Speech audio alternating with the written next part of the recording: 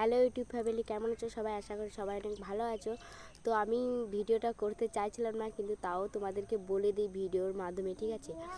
তো আমি তোমাদেরকে এটা বলতে এসেছি যে অনেক সবাই তোমরা আমাকে কমেন্ট করছো, দিদি ভাই তুমি লাইভে আসছো না, ভিডিও ঠিকমতো করছো না কেন?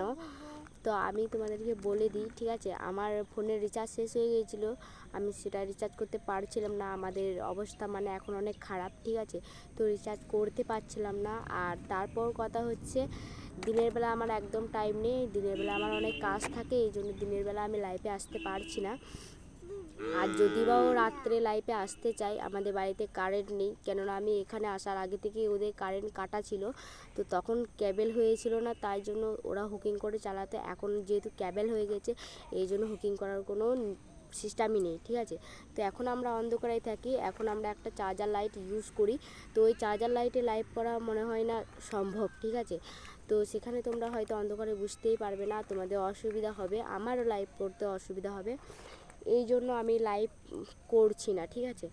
আর আমি চেষ্টা করি সবসময় দিনের বেলা লাইভ করার জন্য, কিন্তু হয়ে ওঠে না, কেননা এত কাজ থাকে বাড়িতে। যেহেতু আমি একা, আমাদের ছোট্ট পরিবার থাকলেও, কেননা গরু বাছুর ছাগল আছে, এগুলোকে দেখতে হয়, ঠিক আছে? এই জন্য। আর এখন আমি ভিডিওটা তোমাদেরকে দিচ্ছি একটা টাইম পেয়েছি, কেননা এখন যদি বা এই ভিডিওটা না করি, কারণ করার মতো সময় থাকবে না।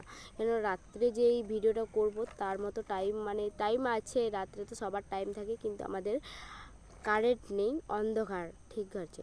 অন্ধকার ঘর। এমনিতে আমি রান্নাবান্না সময়ে বা দিনের মধ্যেই রান্নাবান্না কমপ্লিট করে ফেলি। আর কি বলবো তোমাদের এটাই প্রশ্ন ছিল, আমি জাস্ট দিয়ে দিলাম, তোমাদেরকে বলে দিলাম।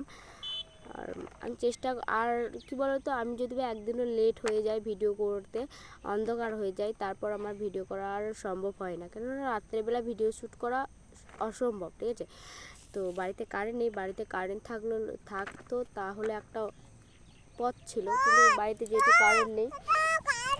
আর এটা হচ্ছে আমার ফুচু ছেলে, দেখো কত জ্বালাতন করছে, ঠিক আছে? ও তো গাড়ি পেয়েছে।